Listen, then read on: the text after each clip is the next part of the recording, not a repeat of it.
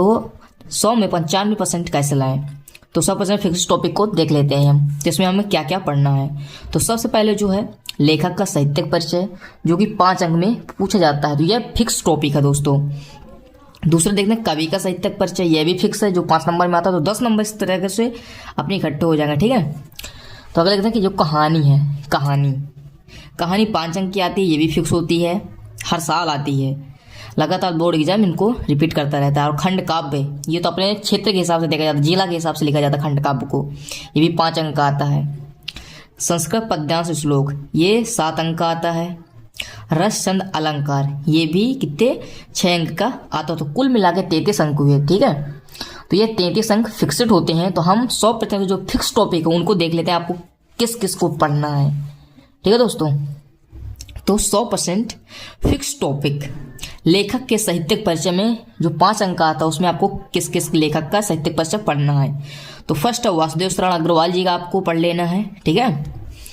दूसरा है आचार्य हजारी प्रसाद द्विवेदी जी का। तीसरा है पुरुजी सुंदर रेड्डी का। इन 3 के अलावा और कोई लेखक का साहित्यिक परिचय आपको नहीं पढ़ना है, ठीक है दोस्तों। इनमें ही टाइम को आपको व्यस्त करना है, तो आपके 5 अंक फिक्स हो जाएंगे। अगला देखते हैं कवि का साहित्यिक परिचय। कवि का साहित्यिक परिचय जो भी को 5 अंक के लिए बहुत इंपॉर्टेंट है। तो फर्स्ट है मैथिली शरण गुप्त का साहित्यिक परिचय, जयशंकर प्रसाद, रामधारी सिंह दिनकर।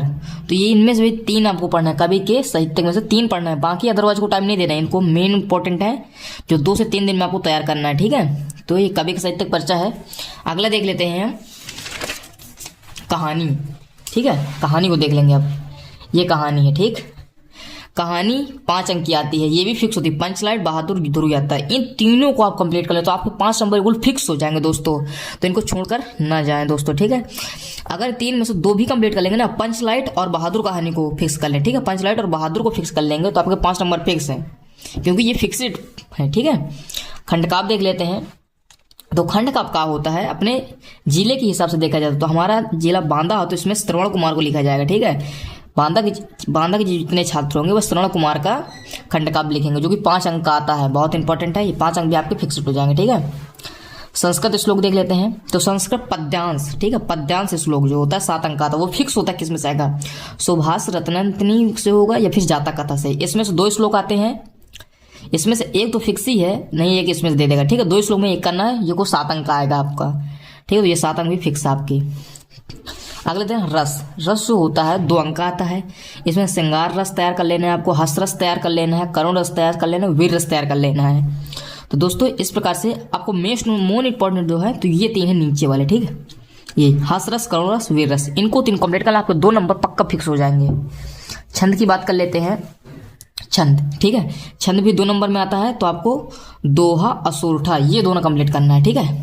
दोहा, असुरठा, ये बहुत इंपॉर्टेंट। चौपाई को तो तुम छोड़ भी सकते हो, लेकिन इनको दोनों को ना छोड़ना, आपके 2 नंबर फिक्स्ड हो जाएंगे।